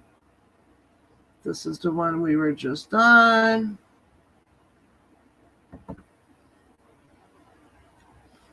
Feldman says, I'm sorry, honey. These people are the same ones I've been fighting for years. They try to gaslight me at any cost, but truth always wins at the end. In the end, this he was talking about people on Twitter, the people, us, that have been calling him out for fucking years. And, apparently that turns into gaslighting him. Giving your opinion about somebody is not gaslighting. Look up the definition before you use certain words, okay, Corey? Because you trying to tell Judy that her son shared something that he only shared with you the first day you met him, and he never told anybody else, even though he told all his friends, family, girlfriends, whoever, what happened to him. Oh, no. He told you something separately, right? Yeah, that's gaslighting. Okay, so somebody says, so I'm assuming that you know Corey personally and have gotten all the facts from him? And he says, these are the lying trolls and bots weaponized to protect their leader. Every pedo does the same thing. Demise those who speak truth. Just remember, in the battle of good and evil, God wins every time. So obviously, this was somebody who, again, had a negative opinion about him, and it turned, them into a troll, and, that they've been weaponized to protect their leader. I'm not sure if he's referring to Charlie Sheen or Judy when he says leader, because he has referred to both of them, that, Charlie Sheen and Judy both send myself and others who have, who don't like Feldman, that they're paying us to say that we don't like Feldman. And they're paying us, to expose what a horrible human this guy is, an abuser, a scammer, everything, right? Because no one would ever have a negative attitude about, him, Mr. Corey fucking Feldman, unless they were getting paid to, have that negative opinion and say those things. Like, that's how fucking ridiculous this guy is, y'all. Absolutely, absolutely, just so ridiculous. You know, because Judy Haim, who is in her 70s and just lives in her little apartment, you know, spends all her time with her daughter and her grandkids, right? No. Judy's this fucking criminal mastermind, guys, who, you know, just found all these people like myself on the internet to fucking say Feldman was a piece of shit and to back it up with evidence, right? Yeah, she's this criminal mastermind. Absolutely ridiculous. So here he says, I'm sorry they were messing with you. That's what happens every time I stand up for children or call out one of the dark siders. They try to convince my Feld fam that I'm not the guy you know I am. It's so stupid. Just 'cause their hero is evil, don't try to hurt my beautiful friends and fans. That's gaslighting, you psychopath. And every time you stand up for children, when the fuck do you stand up for children, Corey? Is you like, again, why do you care how people see your documentary if that documentary, the whole purpose of that was to save the children, to stand up for the children? Why do you care if people watch it for free? Shouldn't the message be the most important thing? No, because the only thing that's important to you is money, and you try doing all that for a cash grab, right? You sit there and cry about how you lost so much money, you know, making that documentary and doing all that, even though like you had over $400,000 that was donated to you towards that. But, you know, that's neither here nor there. And you claim you've lost all that money. So that's a loss, right? Doesn't matter. You're never going to get that money back regardless of what happens, right? So why wouldn't you at least want your message to still be heard, regardless if you're getting $20 every time somebody views that? I mean, it's just absolutely sickening and disheartening that like people still support this man and feel sorry for him in any way, shape, or form. So, and again with, oh, it's because their hero is evil. Who the fuck is my hero? Charlie Sheen sure as fuck isn't my fucking hero. None of us have ever even had an interaction with that fucking guy.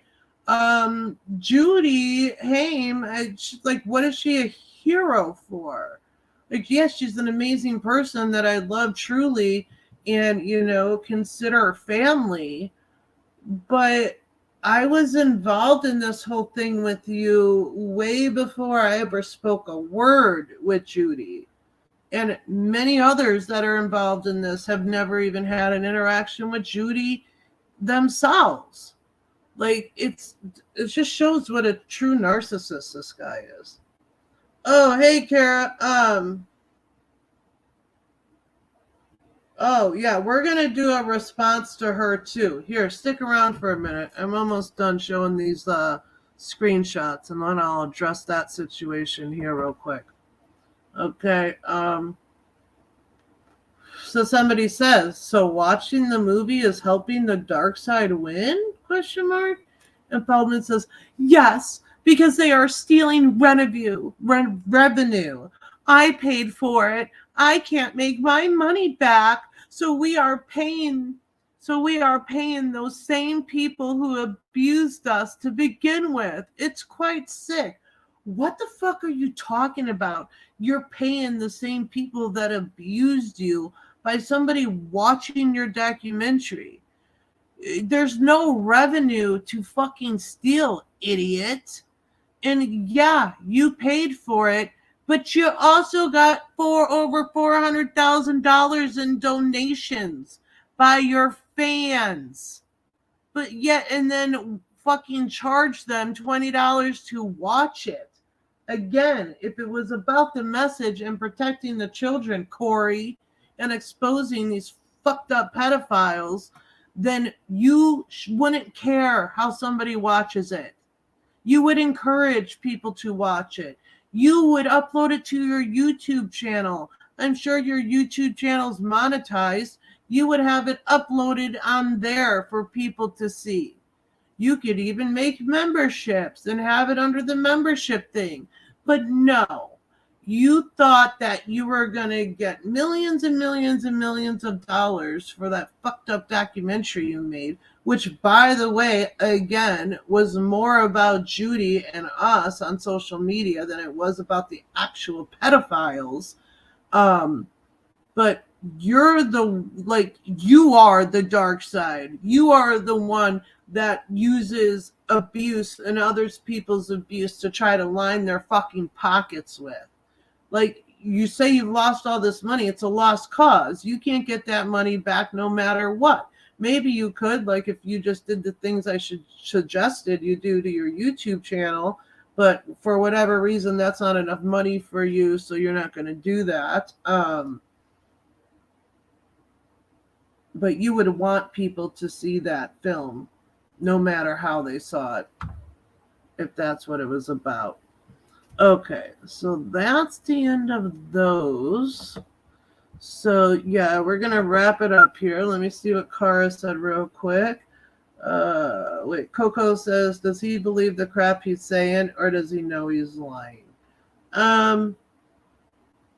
Somebody that reached out to Bobby years ago anonymously that claimed that they were a family member of Corey, and they said, like, there's days where he believes everything he says, and then there's days where he knows he's like lying and being ridiculous with the things he says. This person also said that there's days where Corey doesn't care about what's being said about him, and then there's days where he's literally in the fetal position in the corner crying about things that are being said about him. So I think it's a little bit of both.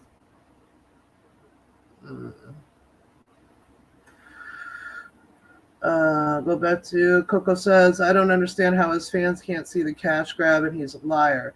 He's mad it's out there for free. He says the Wolfpack doesn't want people to see it, but they stole it and put it up for free. Yeah, it's ridiculous. Hey, Jeff. You probably might have already heard it, Jeff. I played the old interview that Bobby did with Jackie because Feldman was tweeting about Jackie again in the Manson situation. So I just replayed that. Coco says, I swear he doesn't want people to see it because he admits the stuff about Dominic. Yeah, Dominic Brasha. Dominic Brasha is the man that abused Corey Haim. But Dominic Brasha is also the guy that Corey Feldman knew had abused Corey Haim, but yet Corey Feldman lived with the guy. Corey Feldman hired the guy. He was friends with the guy. Never mentioned his name until Dominic passed away. Then Feldman, started saying his name. All right. So Cara says, hey guys, just jumped on to say a quick hello. I got your messages, Susie.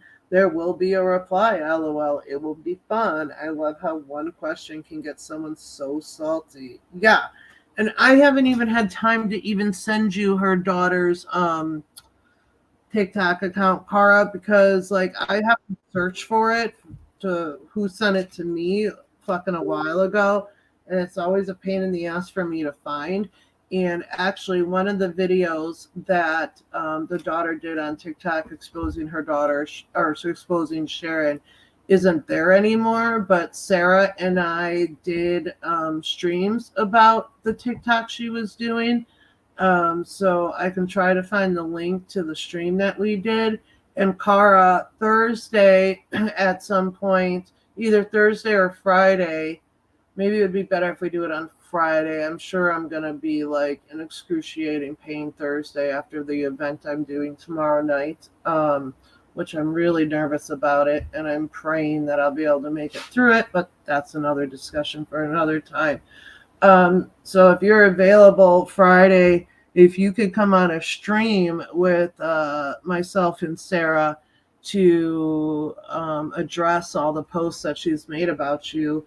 I woke up to all those screenshots today by Sharon and was just fucking shaking my head. Like the fact that that bitch sits here and listens to my streams and that she sits here and pays attention to what we say in a chat is like crazy to me. It's absolutely freaking crazy to me. But you know, it's typical Sharon fashion. And there's any Tara people here, Sharon did mention Tara in one of her posts. You guys don't know Sharon, but she is one who wants attention, and she's dying for my attention, and she's also dying for all of your guys' attention. She sees, you know, all of you here, and she wants a part of that. So, you know, of course, she's going to start off, 20 posts simply because Cara asked me to send her a link to her kid's TikTok page. I mean, you know, Sharon was mentioned about how, you know, Tara's the Sharon of TikTok. And, you know, I made the comment, we don't even need to expose Sharon for anything anymore. Her own kids are exposing her on TikTok. And Kara said, hey, send me the link to those videos. And now, you know, Sharon's on a rampage with her, you know, 20 fucking community posts and, you know, her stupid memes that she makes and all of that. So, you know, I know, Sharon, you miss my attention and, you know, you're upset because, you know, people are asking about you and, you know, we haven't talked about you. So I know that's what you want, honey. So I'll try to give it to you here soon. But see, I've been pretty busy though, Sharon.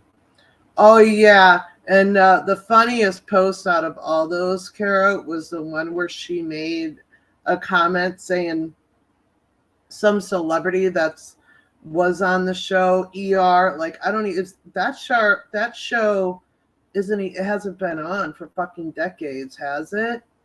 But anyways, where she's claiming some celebrity reached out to her because of some fucking work she's doing, and she had to, you know, she's thanking him. Well, why the fuck would you thank him on YouTube if that's not where you had an interaction with him, Sharon? And, you know, are you going to be doing an interview with him, Sharon? Remember all the times, hundreds of times, you said you knew all these celebrities and you were going to be doing all these interviews with them, you know, and nothing ever happened.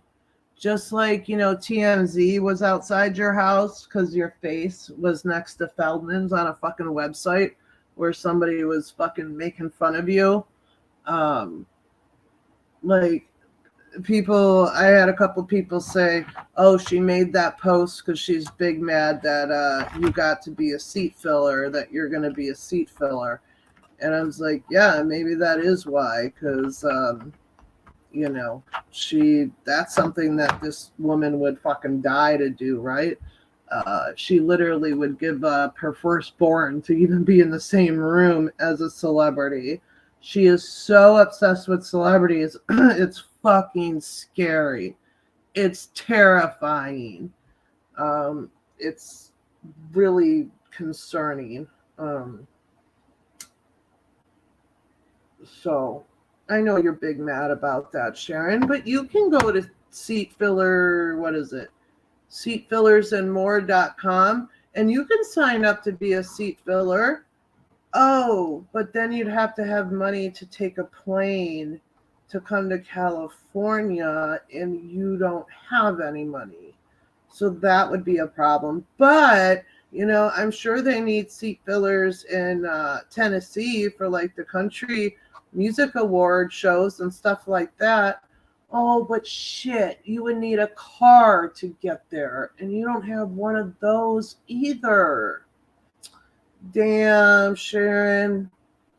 that's too bad. You know, maybe if you were a productive human in life, you would have things like a vehicle and money to buy plane tickets.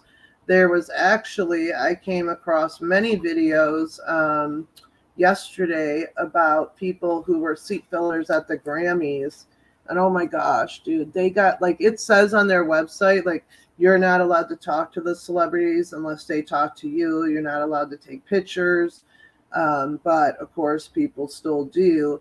And these people like got to meet Taylor Swift and talk to her and take pictures. They were like sitting next to fucking Beyonce. They were sitting behind Taylor. They were like fucking like sitting at the tables where the celebrities were.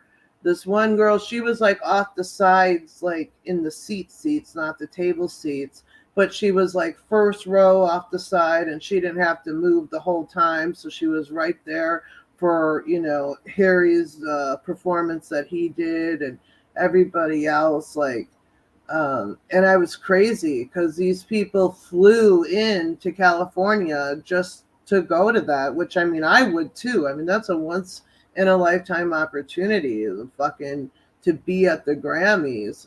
Never mind to be able to be at the seats that you're in. Like, you know, tomorrow John Legend is performing, right, among many, many other people. And like when he performs, they need somebody to sit in the seat next to his wife, Christy, whatever her last name is, Teigen or whatever. So someone's going to have to sit next to her while John's up there performing. And I can't wait to see how this goes. George's nephew is meeting me there. He's going to be my guest. So super excited for that. So yeah, I can't wait to tell you guys all about it. And hopefully I'll be able to get some pictures and maybe some videos and be able to share with you guys. But, you know, it is award season, so there's a bunch of different awards shows coming up that they're going to need seat fillers for. So, I mean, it would be great if I got picked to do like the Academy Awards or, you know, something like that, the Emmys or MTV Music Awards. That literally would be like my favorite. But yeah, so that's that.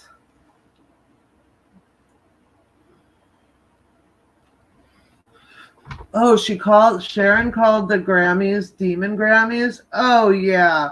Then I guess I missed that part in her fucking post. Then yeah, that's totally why she said that, Cara. Okay. Now I know why that was said to me. That's let me see. Is it in the super long post that she did? I'm skimming through that one, trying to find that post. Is it in the fucking super, super long one she did?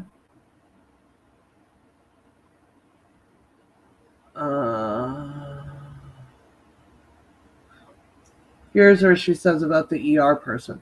Feel honored that a certain celebrity that was from the show ER and other movies and shows, etc., contacted me on a certain social media platform.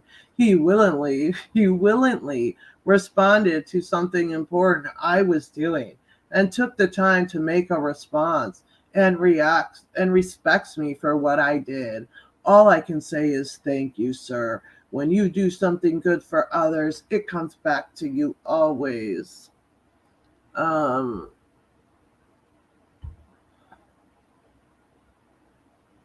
Yeah, well, we'll go over these posts that she did make a post, you know, directly to me about the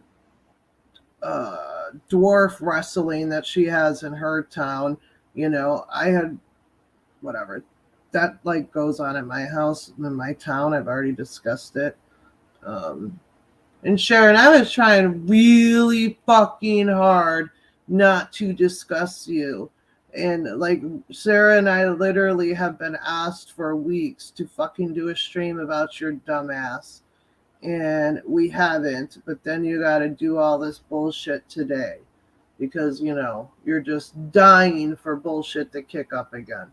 So that's that. But it's right at the start, Susie. Oh, of the big ass post you made.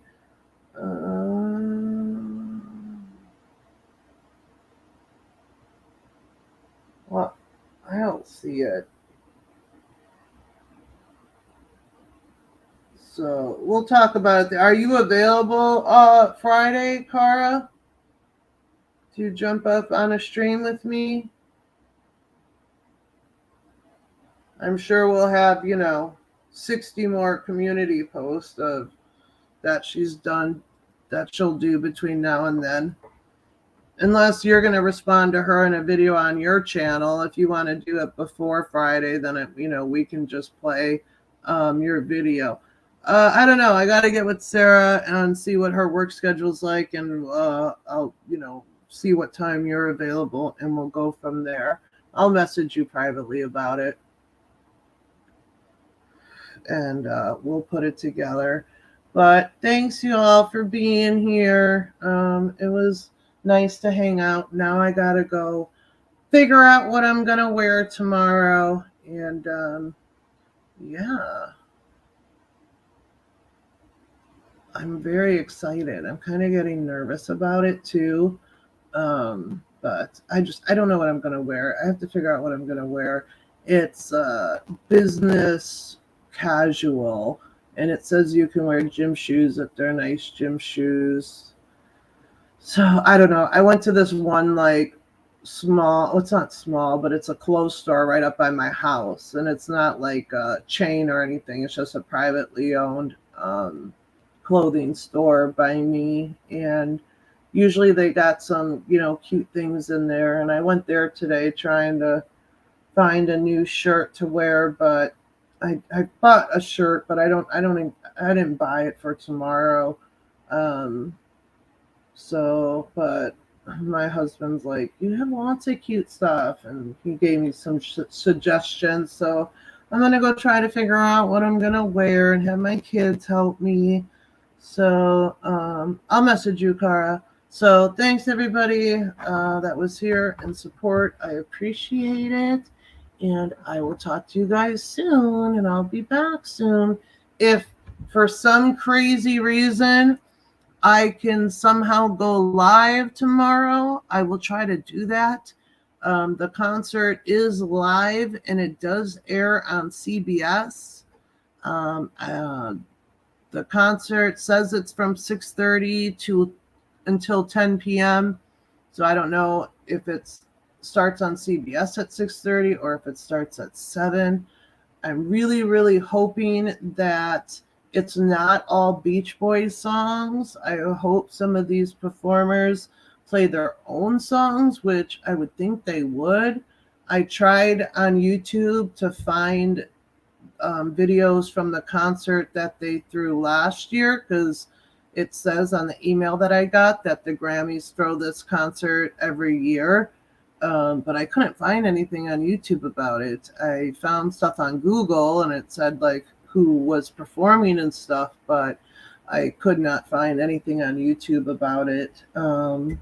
So yeah, if you guys are happen to click on that tomorrow night while you're watching TV, be on the lookout for me. All right, it will be on Paramount also after tomorrow or whenever they put it on there. It did say that it would be uploaded to Paramount. So all right, guys, talk to you all soon. Take care. Have a good night. Bye-bye.